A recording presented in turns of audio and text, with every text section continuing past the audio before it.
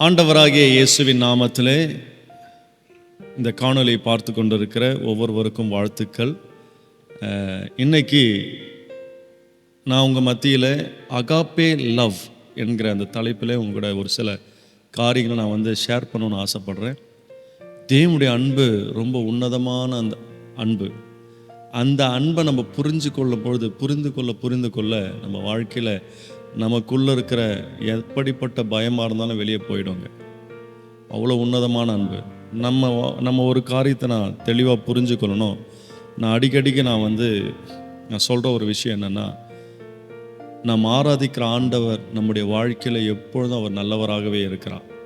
அதை நம்ம இருதயத்தில் ஆணித்தரமாக நம்ம அதை ஒரு பலகையில் எழுதுகிற மாதிரி நம்ம இருதயம் என்கிற அந்த பலகைகளை நம்ம எழுதிக்கணும். அவர் எப்பவுமே நம்ம வாழ்க்கையில் அவர் நல்லவராகவே இருக்கிறார். அவருடைய அன்பு எப்பொழுதும் நம்ம வாழ்க்கையில் மாறவே மாறாது. நம்மக்கிட்ட அவர் செலுத்துகிற அந்த அன்பு, நம்ம மேலே வச்சிருக்கிற அந்த அன்பு எப்பொழுதும் மாறவே மாறாதுங்க. அவ்வளோ அன்புள்ள தேவன். அந்த அகாப்பே லவ்வை குறித்து தான் நான் உங்க கூட பேச ஆசைப்படுறேன். அகாப்பே லவ் என்று சொல்லும்போது அதனுடைய அர்த்தம் என்னன்னு பார்க்கும்போது இங்கிலீஷில் போட்டிருக்கு ரொம்ப அழகாக, செல்ஃப்லெஸ் லவ். ரெண்டாவது அது அன்கண்டிஷ்னல் லவ் அப்படின்னு சொல்கிறாங்க. மூணாவது சாக்ரிஃபிஷியல் லவ். 3 விஷயம்: selfless love, unconditional love, sacrificial love.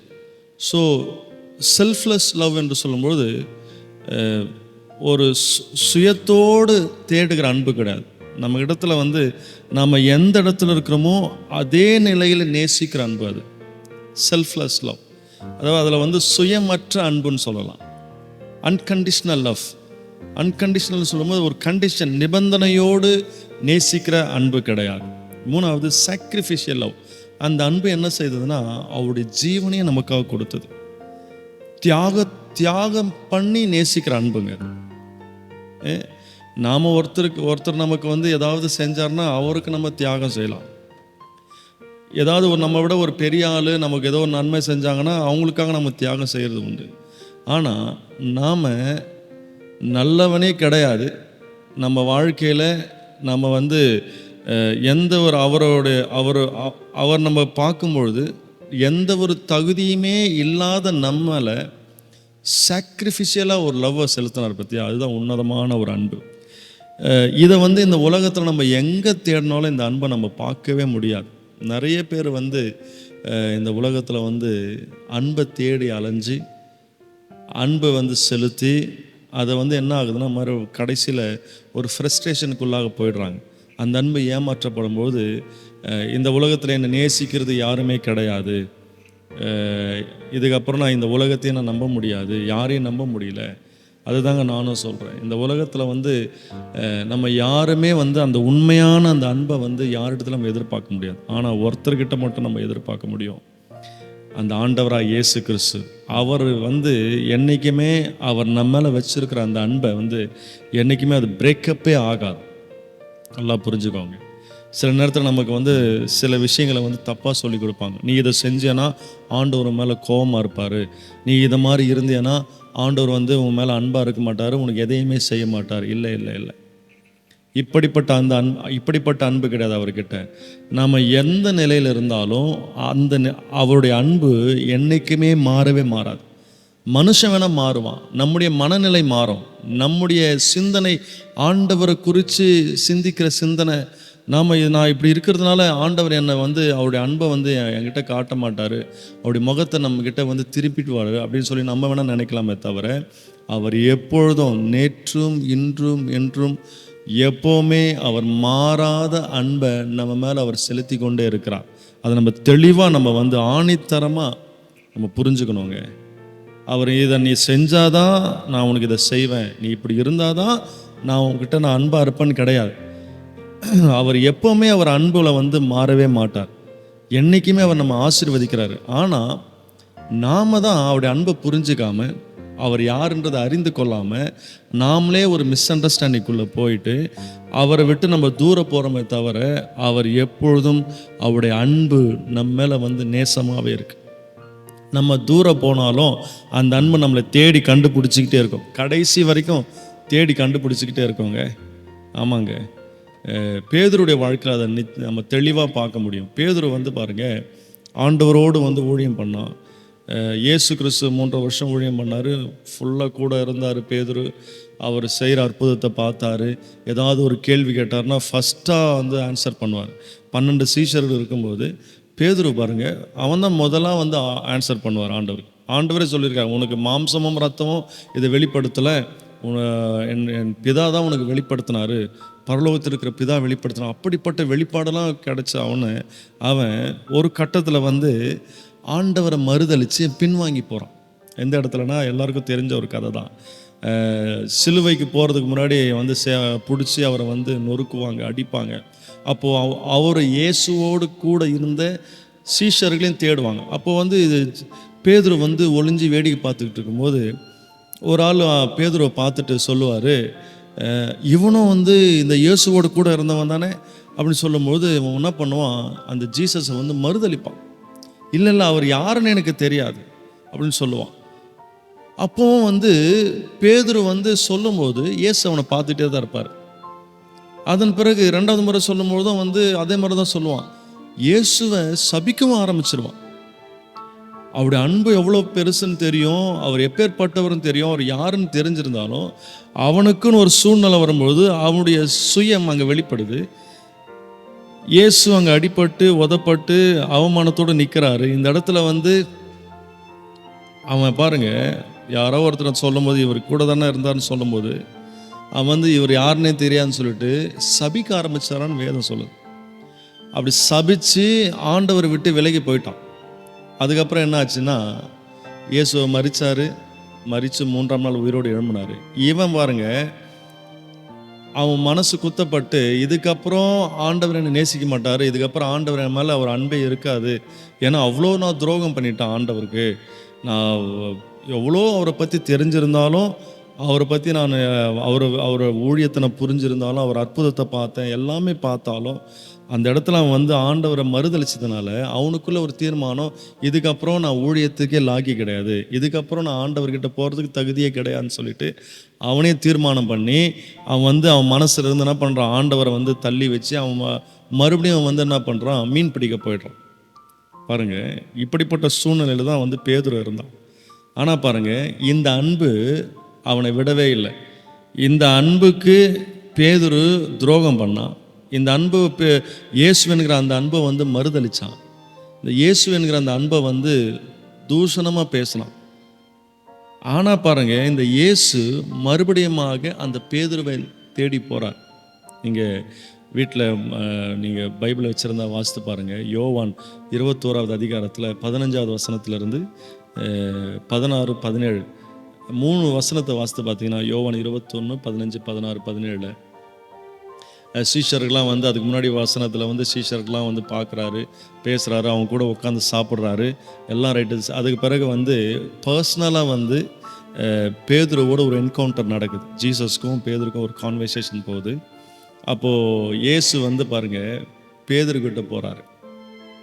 இது என்னங்க அன்பு இது? இது எவ்வளோ பெரிய அன்புங்க! துரோகம் பண்ணவனை தேடி போகுதுங்க அந்த அன்பு. அவர் ஹர்ட் பண்ணவனை எல்லாத்தையும் மறந்துட்டு அவரை தேடி போகுதுங்க. அதுதாங்க ஆண்டோடைய அன்பு. நம்ம வாழ்க்கையில் கூட நாம் வந்து சில நேரத்தில் நம்ம நிறைய மிஸ்டேக் பண்ணியிருக்கலாம். ஆண்டவரை வந்து புரிஞ்சிக்க முடியாமல், ஆண்டவருடைய அன்பை புரிஞ்சிக்காமல் நாமளும் வந்து அவருடைய பிரசனத்தை விட்டு நம்ம விலகி போயிருக்கலாம். அவருடைய அன்பை நம்ம புரிஞ்சுக்காமல் இருந்திருக்கலாம், ஆழமாக தெரிஞ்சுக்காமல் இருந்திருக்கலாம். ஆனாலும் அந்த அன்பு நமக்காக ஒவ்வொரு நாளும் காத்துக்கிட்டு இருக்கிறது தான் உண்மை. அன்னைக்கு வந்து பேதுருவை தேடி போன அந்த அன்பு இன்னைக்கு நம்மையும் தேடி கொண்டு இருக்கிறது. அந்த அன்பு, அவருடைய அன்பு எப்பொழுதும் அவருடைய கரங்கள் எப்பொழுதும் நமக்கு முன்பாக விருத்த பிரகாரமாகவே அவர் நமக்காக காத்து கொண்டிருக்கிறார். அதுதாங்க அன்பு. கேட்குறாரு, பேதுருவே என்னை நேசிக்கிறாயா அப்படின்னு கேட்குறாரு. அப்போ அவன் சொல்கிறான், நான் உன்னை நேசிக்கிறேன் ஆண்டவரேன்னு சொல்கிறான். 15வது அதிகாரத்தில் 15வது வசனத்தில் 16வது வசனத்தில் மறுபடியும் என்ன பண்ணுறாரு, என்னை நேசிக்கிறியா அப்படின்னு கேட்குறாரு. அப்படி கேட்கும்போது 2வது முறையும் நான் உன்னை நேசிக்கிறேன் ஆண்டவரேன்னு சொல்கிறான். 2வது முறையும் ஆண்டவர் சொல்கிறாரு, என் ஆடுகளை மேய்ப்பாயாக அப்படின்னு சொல்வார். 3வது முறை கேட்குறாரு. 3வது முறையும் கேட்குறாரு பாருங்க. 2 முறை கேட்குறாரு, மறுபடியும் 3வது முறையும் கேட்குறாரு, பேதுருவே சீமோன் பேதுருவே என்னை நேசிக்கிறாயா அப்படின்னு கேட்கும்பொழுது அவன் வந்து மனம் கசந்து, வசனம் சொல்லுது பாருங்க 17வது வசனத்தில், அவர் அவனை நோக்கி, யோனாவின் குமாரனாகிய சீமோனே, நீ என்னை நேசிக்கிறாயா என்று என்றார். என்னை நேசிக்கிறாயா என்று அவர் 3வது தரம் தன்னை கேட்டபடினாலே பேதுரு துக்கப்பட்டு, ஆண்டவரே, நீர் எல்லாவற்றையும் அறிந்திருக்கிறீர், நான் உம்மை நேசிக்கிறேன் என்பதையும் நீர் அறிவீர் சொல்கிறார் பாருங்க. பேதுரு வந்து ஃபஸ்ட் டைம் கேட்குறாரு இயேசு, 2வது முறையும் இயேசு பேதுருவை கேட்குறாரு என்னை நேசிக்கிறாயான்னு. அவன் 2 முறையும் சொல்கிறான் நான் உண்மை நேசிக்கிறேன்னு சொல்கிறான். 3வது முறை கேட்கும்போது அவன் என்ன பண்ணுறான், 3வது முறை கேட்கும்போது அவன் வந்து துக்கப்படுறான், வேதனைப்படுறான். ஏன்னா அவனுக்கு புரிஞ்சிருச்சு, இவர் வந்து ஏதோ ஒரு விஷயம், ஏதோ ஒரு காரியத்தை என்கிட்ட எதிர்பார்க்குறாரு அப்படின்னு சொல்லிட்டு அப்படி அவன் புரிஞ்சு அவன் சொல்கிறான், ஆண்டவரே, நான் உண்மை நேசிக்கிறதுன்னு தெரியும். அதுக்கு முன்னாடி ஒரு வார்த்தையை சொல்கிறான், நீர் எல்லாவற்றையும் அறிந்திருக்கிறீர், நான் உம்மை நேசிக்கிறேன் என்பதையும் நீர் அறிந்திருக்கிறீர். அவன் சொல்கிறான் பாருங்க, அவன் இருதயத்தில் குத்தப்பட்டவனாக அவன் வந்து ரொம்ப துக்கத்தோடு அவன் சொல்கிறான். அவன் அப்போ தான் அவன் வந்து ரியலைஸ் பண்ணுறான். என்ன ரியலைஸ் பண்ணுறான் தெரியுமா?